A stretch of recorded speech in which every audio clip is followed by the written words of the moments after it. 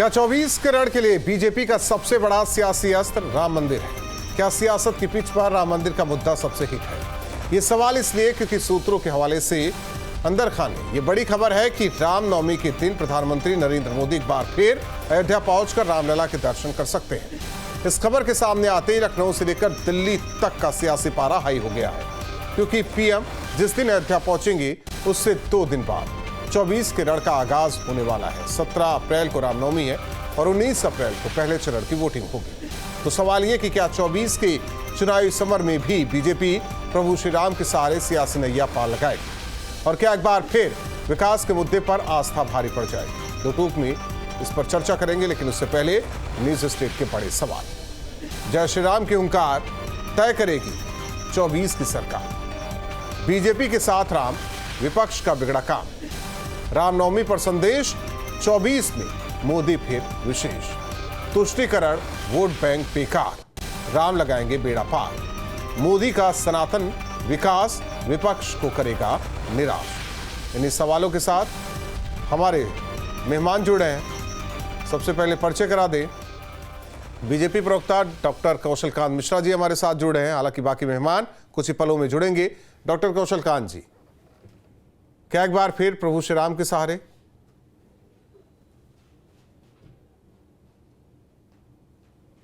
देखिए, अभी आपने कहा कि क्या भारतीय जनता पार्टी इस बार फिर चुनाव में धर्म के साथ चलेगी, तो हाँ, हम धर्म के साथ ही चलते हैं, क्योंकि धर्म का काम तो इंडी गठबंधन वाले कर रहे हैं। हम तो हर काम धर्म के तौर पे करना चाहते हैं। अब विपक्ष को उसमें राजनीति नजर आती है, तो ये उनकी सोच की बात है। अगर हम अयोध्या की बात करते हैं जी, तो अयोध्या क्या है? अयोध्या तोड़ती नहीं, जोड़ती है। किसको? जीव को ब्रह्म से, आत्मा को परमात्मा से, भक्त को भगवान से, व्यक्ति को समझ से, राजा को प्रजा से, मनुष्य को मनुष्यता से, खंडित को अखंडित से, अगड़ों को बिछड़ों से, बूंद से समंदर को, वनवासी आदिवासी को राज से, और ऐसी बहुत सी बहुलतावादी जोड़ने का अटूट ताकत का नाम जो है अयोध्या है। अयोध्या को इसीलिए आपने सुना होगा, अयोध्या का मतलब है ऐसी जगह जहां पे कभी युद्ध ना हुआ। तो अयोध्या जब भारत में रहेगी तो भारत एक ऐसा राज्य बनेगा, एक ऐसा लोकतंत्र बनेगा जिसमें बहुमत। लेकिन अयोध्या के लिए युद्ध हुआ और सियासी युद्ध सबसे ज्यादा हुआ। एक सवाल है, हालांकि विपक्ष सवाल करे उससे पहले मैं ही आपसे कर लेता हूं टाइमिंग को लेकर, क्योंकि चर्चा आगे बढ़ेगी तो टाइमिंग को लेकर सवाल उठेगा कि 19 से आगाज 24 का और 17 को रामनवमी। पीएम मोदी पहुंच सकते हैं अयोध्या, रामलला के दर्शन कर सकते हैं। अच्छा, ये बताइए, रामनवमी के दिन राम भक्त को राम की पूजा नहीं करनी चाहिए तो किस दिन करनी चाहिए? अब इसमें रामनवमी तो सदियों से चली आ रही इसी दिन। आज इलेक्शन इस दिन के नजदीक हुआ है ना, वो भी लोकतांत्रिक व्यवस्था से हुआ है। रामनवमी थोड़ी ना बदली है जी, रामनवमी तो सदियों से उसी दिन होती रही है। तो राम भक्त तो रामनवमी के दिन अयोध्या जाएंगे ना? या लोकतंत्र में तुष्टीकरण, भ्रष्टाचार और परिवारवाद की वजह से वो रामनवमी के दिन अयोध्या नहीं जाएंगे? क्योंकि तुष्टीकरण की राजनीति पे फर्क पड़ता है। जो इंडी गठबंधन वालों ने अयोध्या की प्राण प्रतिष्ठा वाले दिन बुलावा मिलने पर भी न जाके किया था, वो क्या था? वो तुष्टीकरण की पराकाष्ठा थी। आप ये सोचिए, राम मंदिर की प्राण प्रतिष्ठा हो रही है, लोगों को बुलाया गया है। किसी पॉलिटिकल पार्टी को नहीं बुलाया गया था, लोगों को बुलाया गया था, जिनको ये माना गया था कि हाँ, वो समाज में एक नाम है। और वो लोग केवल तुष्टीकरण की राजनीति के चक्कर में अयोध्या नहीं गए थे। ये बात तो जग जाहिर है। तो भाई, धर्म के साथ भारतीय जनता पार्टी है, इंडी गठबंधन को सोचना है कि वो धर्म के साथ है कि नहीं है। यानी कि जो अयोध्या नहीं आया वो दिल्ली नहीं पहुंच पाएगा। अरे, इसमें कौन सी बात है? वही है सोई जो राम रच राखा। भगवान राम के आशीर्वाद के बगैर कौन क्या कर पाया है जो दिल्ली पहुंचेगा? आदमी घर से निकल के बाहर दरवाजे तक नहीं पहुंच सकता, आप कह रहे हो अयोध्या कैसे, दिल्ली कैसे पहुंचेगा? ये बात तो सही है। बिना उनकी कृपा के तो कुछ नहीं होता। ठीक। और इसके लिए हम कहते हैं कि मेरा नाम हो रहा है, मेरा राम की कृपा से सब काम हो रहा है। प्रोफेसर भुवन जोशी जी, प्रवक्ता समाजवादी पार्टी, हमारे साथ जुड़ रहे हैं। प्रोफेसर साहब, दिक्कत तो नहीं होनी चाहिए, पीएम अगर जा रहे हैं, जब भी अंदर खाने खबर है कि 17 अप्रैल को रामनवमी और दर्शन करेंगे वो, लेकिन सवाल वही है टाइमिंग को लेकर। 19 से आगाज हो रहा है 24 का, एक संदेश देंगे राम मंदिर को लेकर, रामलला को लेकर और बीजेपी के प्रण को लेकर? देखिए, समाजवादी पार्टी का राहुल जी, मोदी जी कहाँ जा रहे हैं, किस चीज से जा रहे हैं, क्यों जा रहे हैं, ये विषय नहीं। हमारा विषय बिल्कुल साफ है। जो माननीय प्रधानमंत्री जी के वादे थे, जो माननीय अमित शाह जी ने कहा जुमले थे, और वो नई गारंटी बन के आ रहे हैं। हम लोग उस पर जनता की अदालत के बीच में जा रहे हैं। और वादे थे 2 करोड़ नौकरी के, किसान की आय दुगनी की, 15 लाख अकाउंट बनाने की, काला धन आने की, बेटी बचाओ बेटी पढ़ाओ की। बहुत हुई महंगाई की मार। और अभी मैं प्रवचन सुन पा रहा था भारतीय जनता पार्टी के प्रवक्ता साथी से भ्रष्टाचार के ऊपर, और मैं सुन पा रहा था वो पार्टी भ्रष्टाचार की बात कर रही है जिसका राष्ट्रीय अध्यक्ष Bangaru Laxman on camera TV, on camera रिश्वत लेता है। देश ने देखा चंडीगढ़ में डबल इंजन की सरकार में लूट हुई लोकतंत्र की, और संविधान नहीं होता, लोकतंत्र नहीं होता, और हमारा अगर सर्वोच्च न्यायालय नहीं होता तो आज हमें न्याय नहीं मिलता।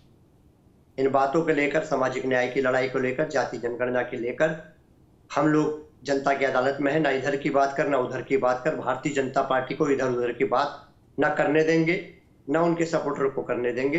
हमारा सीधा लक्ष्य, वो कहाँ जाए, क्या जाए, कैसे जाए, किससे जाए, ये विषय ही नहीं है। इस पे एक शब्द नहीं बोलूंगा मैं आज। हमारा विषय साफ है। जो वादे आपके ठीक जुमले थे, अब आ जाते हैं। ठीक है, पीएम मोदी कहाँ जा रहा है, कहाँ नहीं जा रहा है, इस पर नहीं बात करते हैं। ठीक, अब आ जाते हैं आपके उसी पर। अगर एयरपोर्ट का निर्माण होता है तो क्या उससे रोजगार जनरेट नहीं हुआ? अगर विस्तार होता है स्टेशन का तो क्या रोजगार जनरेट नहीं हुआ? या मंदिर भी बनता है, आसपास में विकास होता है तो क्या रोजगार के अवसर नहीं बढ़े? आप राम का नाम ना लीजिए, हो सकता है परहेज हो आपको, आप मोदी का नाम ना लीजिए, हो सकता है परहेज है, लेकिन अगर हम यही कहते हैं कि जो विकास की बात कह के कहते हैं कि हम दे रहे हैं रोजगार, प्रत्यक्ष अप्रत्यक्ष रूप से क्या रोजगार नहीं मिल रहा है? उसी रोजगार की बात हमने माननीय प्रधानमंत्री जी ने कही थी। 2 करोड़ नौकरी के हिसाब से हम लोग जनता की अदालत में 20 करोड़ नौकरी मांग रहे हैं। हम लोग उन परीक्षा जो लीक हुई है, जिनके ऊपर लट पड़े हैं, जिन्होंने धरना दिया फिर लट पड़े हैं और पेपर लीक का इतिहास बना है, हम लोग उनकी अदालत के बीच में। कन्नौज के उस बेटे के साथ समाजवादी पार्टी खड़ी है जिसने आत्महत्या नहीं तो क्यों ये नहीं पूछे जनता की अदालत में? एक सवाल ये नहीं पूछा जाएगा कि न्योता मिला लेकिन गए नहीं आप लोग, आराम से परहेज? मैंने आज राहुल जी, आप मेरे से आज पूरे नहीं, आप मोदी की बात कर लीजिए ना। मैं आप कह रहे हैं ना, बुलवा ले, नहीं मैं मेरा सवाल है, एक शब्द नहीं बोलूंगा, नहीं बोल पाएंगे, नहीं बोल नहीं पाएंगे ना, नहीं बोल पाएंगे, आपकी मजबूरी है। हाँ, हमारी भुवन जोशी जी, आपकी मजबूरी है। वादे बने, जुमले कौशल कांत जी नहीं बोल पाएंगे। राम का नाम लेने से परहेज है।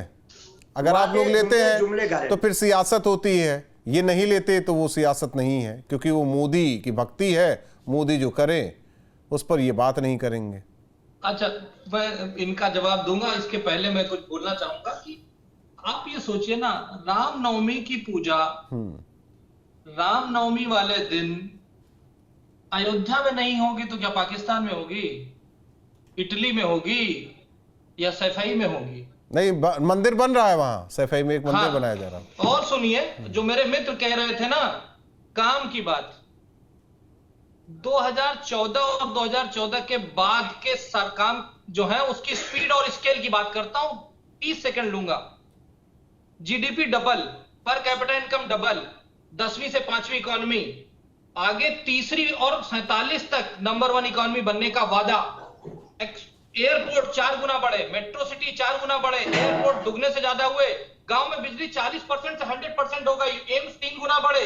इक्विवेलेंस 6 गुना बढ़ी, नेशनल हाईवे 2 गुने से लंबे हुए, रेलवे की लंबाई 2 गुने से ज्यादा हुई, रोड क्वालिटी में 88 रैंकिंग से 42 रैंकिंग आ गया, रिन्यूएबल एनर्जी में 4 गुना बढ़े, यूनिकॉर्न में 114 गुना बढ़े, इंटरनेट कनेक्टिविटी में 13 गुना बढ़े, इंटरनेट स्पीड में 4 गुना बढ़े, डिजिटल ट्रांजैक्शन में 25 गुना बढ़े, और विश्व में सबसे ज्यादा है, जो दुनिया में नंबर 1 है विश्व में डिजिटल इकोनॉमी में। मेडिकल कॉलेज, आप कुछ भी बोल लीजिए, सीट, पीजी की सीट, आप कुछ भी बोल लीजिए, लेकिन भुवन जोशी जी नहीं मानते। उसको डबल किया गया है, और कुछ चीजों में तो 25-25 गुना बढ़े हैं। ये है स्पीड और ये है स्केल। और अगर हम बात करते हैं सिर्फ 75 दिनों के पिछले, मोदी जी ने 75 दिनों तो में कौशल जी इन्वेस्ट किया है कौशल जी 110 बिलियन डॉलर, करीब 65 कंट्री की अपनी जीडीपी के बराबर है। कौशल जी 65 कंट्री दुनिया में से जिनकी जीडीपी 110 मिलियन डॉलर है। कौशल कांत जी 75 दिनों में मिला दिया। कौशल कांत जी, ये जो आपने गिनवाया ये सब प्रभु श्री राम की वजह से हो रहा है, उन्हीं की कृपा से हो रहा है। बिल्कुल सही, सब कुछ प्रभु श्री राम की वजह से हो रहा है, मुझे कोई शंका नहीं है ये कहने में। इस दुनिया में मैं सांस ले रहा हूं, आप बात कर रहे हैं, हवा चल रही है, ये सब कुछ प्रभु श्री राम की वजह से हो रहा है। नहीं, ये भुवन जोशी जी नहीं मानते, भुवन जोशी जी नहीं मानते। नहीं, भुवन जोशी जी को संदेह है। निमित्त मात्र हूं, करने वाला वही है, वही है सोई जो राम रच राखा। नहीं, लेकिन समाजवादी पार्टी सिद्धांत पर नहीं चलती। कुछ कहना चाह रहे हैं, संदेह है। इसके लिए तो यही है, जाको प्रभु दारुण दुख दीना, ताकि मत पहले हर लीना। और इसके आगे एक इनके वाला बता देते हैं कि जब नाज मनुष्य पर छाता है पहले विवेक मर जाता है। तो जो मैं समझना चाहे वैसे समझ लें। दोषी साहब कुछ कहना चाह रहे हैं। देखिए, हमें पता है कि जब आदरणीय मोदी जी को सत्ता इस देशवासियों ने दी, 140 करोड़ वासियों ने दी, इस देश पे 54 लाख करोड़ रुपए कर्जा था।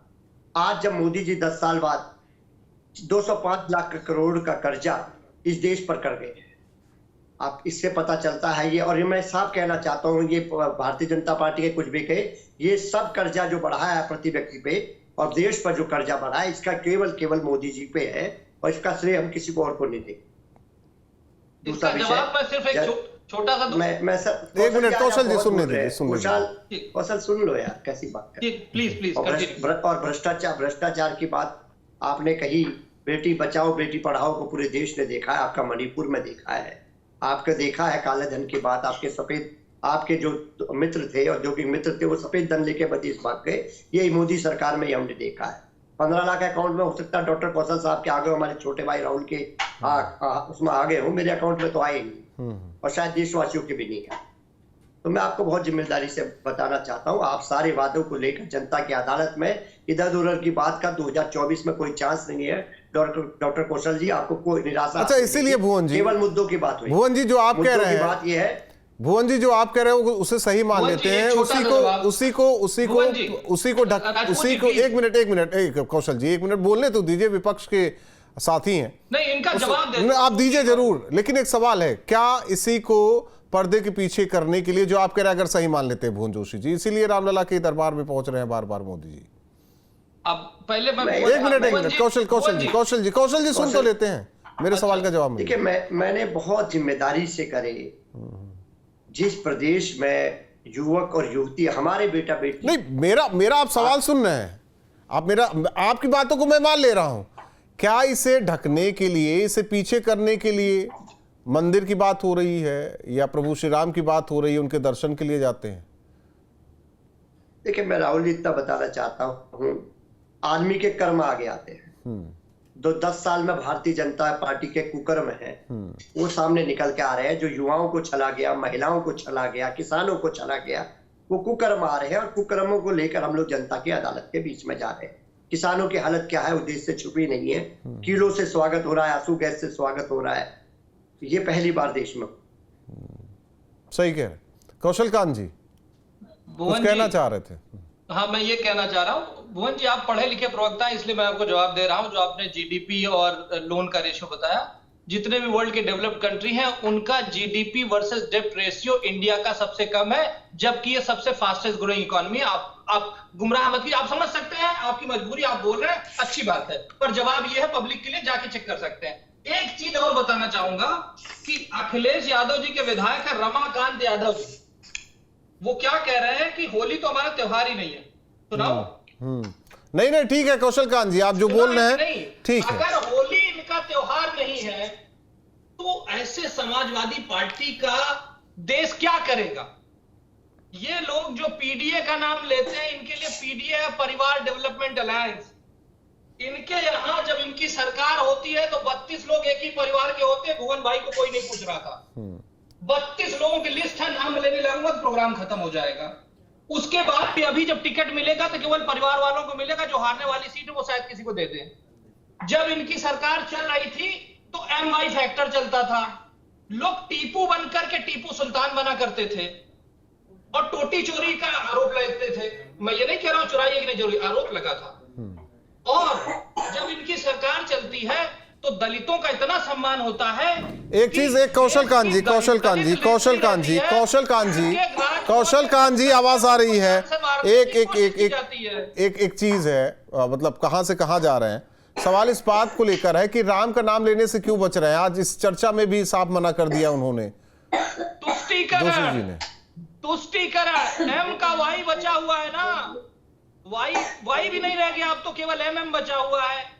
इसलिए केवल राम का विरोध हो रहा है। समस्या यही है। भारतीय जनता पार्टी का विरोध करे, स्वागत है विपक्ष का, लेकिन भारतीय जनता पार्टी का विरोध करते करते जब वो राम विरोध करते हैं, जब वो हिंदू विरोध करते हैं, जब वो देश का विरोध करते हैं, समस्या वहां आती है। देश की जनता आज हमारे साथ इसलिए खड़ी है क्योंकि ये लोग राम विरोध करते हैं, देश विरोध करते हैं, हिंदू विरोध करते हैं, और मोदी जी का विरोध करते करते एक स्वस्थ लोकतंत्र में कब देश का विरोध करने लगते हैं ये इन्हें भी नहीं पता होता। भुवन जोशी जी, आपके मुताबिक आज आपको जो मुद्दा मिला है वो आपके हिसाब से नहीं लग रहा है। आज शांत बैठे हुए हैं आप, राम पे बोलना नहीं चाहते या राम पे बचना चाहते हैं?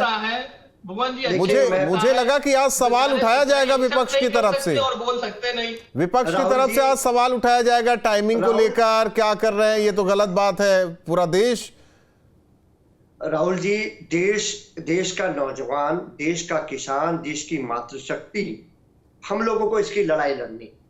ये मुद्दे बड़े हमारे, इन्हीं के मुद्दों को लेकर जनता की अदालत के बीच में जाएंगे। ना इधर की बात होगी ना उधर की बात होगी, बात होगी काम की। तो फिर मंदिर क्यों बनवाया जा रहा है?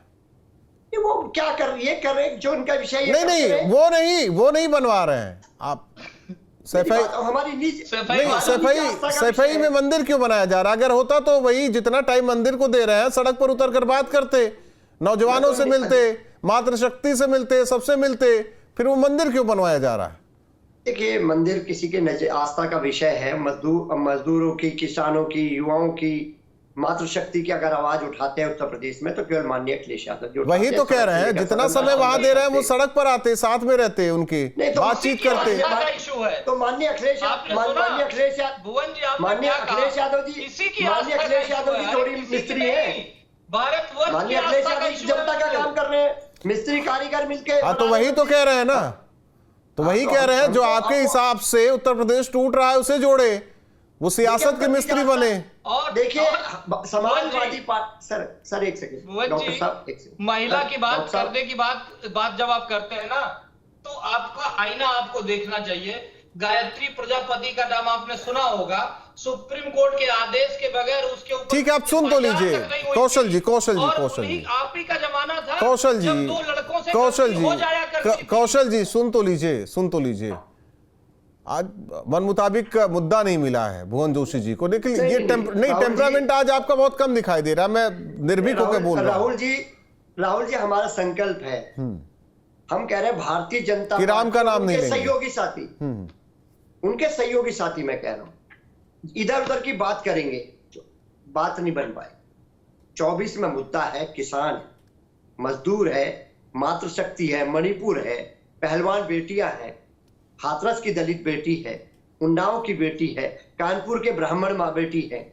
ये मुद्दे हैं जो योगी सरकार, डबल इंजन की सरकार, ये मुद्दे होते तो हमें लगता कि आप 22 में आज सरकार में होते। अगर ये मुद्दे होते, मैं अब छोड़ दीजिए ना, अगर देखिए बात इधर उधर की करेंगे तो चीजें होंगी। लेकिन भुवन जी, क्या आपको नहीं लगता कि ध्रुवीकरण होगा आने वाले टाइम में अगर जाते हैं पीएम मोदी राम मंदिर? मैं कह रहा हूं एक मुश्त वोट नहीं चला जाएगा? मैं आपको राहुल जी बहुत ईमानदारी से बताना चाहता हूं, केवल जो इलेक्ट्रॉनिक बॉन्ड है उस पर जो सरकार घिरी है, जो डंडे के बाद चंदा मिला है, चंदे के बदले जो धंधा दिया है, उससे बचने की कोशिश भारतीय जनता पार्टी कर रही है। कौन सी कोशिश? जनता की अदालत में कौन सी डबल कोशिश? जीरो है। एक मिनट कौशल कांत जी, कौन सी कोशिश, कैसी कोशिश? एक मिनट कौशल जी बात तो पूरी होने दीजिए। कौन सी कोशिश कर रही है भुवन जोशी जी? मैंने कहा जो इलेक्ट्रोल बॉन्ड में क्लियर नहीं कोशिश कैसे कर रही है बीजेपी, ये तो बता दीजिए किस तरह से कोशिश करे, सब कोशिश फेल है। आप कहना क्या चाह रहे हैं, खुलकर बोलिए ना आप। मैं खुल के कहना चाह रहा हूं, जनता 10 आपके साल का रिपोर्ट नहीं आप देखिए, आप बात छिपा रहे हैं। कैसी कोशिश बीजेपी कर रही है ये भी तो बता दीजिए। कुछ भी करते रहे, कुछ होने वाला है नहीं। जनता 10 साल का मोदी जी का, यानी कि वो रामलला के दर्शन करेंगे तो भी कुछ नहीं होने वाला है। कुछ भी करे, मैं कह रहा हूं कुछ भी करे, उनका विषय है, क्या करते हैं, हमारा विषय नहीं समाजवादियों का। हमारा विषय तो है कि 10 साल में जो आपने झूठे वादे करे, वादों को कहा गया जुमला, जुमलों को कहा गया नई गारंटी, उनको लेकर जनता की अदालत के बीच में है। भारतीय जनता पार्टी नहीं, उनका कहना है कि राम जी की कृपा से सब काम हो रहा है, जीत भी मिल रही है, लगातार सरकार में है। और देखा था घोषी में जीत को, माननीय मुख्यमंत्री जी कप्तान थे। ठीक है कौशल कांत जी, जब भी ये सवाल करता हूं तो जोशी जी के बही खाते में घोषी ही मिल रहा है अभी तक। लास्ट चुनाव वही हुआ ना। हाँ ठीक है, 24 का भी होने वाला है। राहुल जी,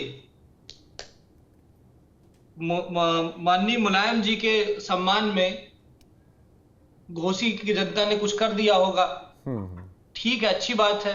भगवान करे लोकतंत्र में विपक्ष मजबूत होता रहे, तभी लोकतंत्र बेहतर रहेगा। तो मुझे उसमें कोई दिक्कत नहीं है। नहीं, आप भगवान का फैसला होगा, आपने जनता का फैसला होगा, हम उसको एक्सेप्ट करते हैं। कम से कम ईवीएम पे सवाल तो नहीं उठाएंगे। जब ये जीतते हैं तो ईवीएम ठीक हो जाता है, जब ये हारते हैं तो ईवीएम गड़बड़ हो जाता है।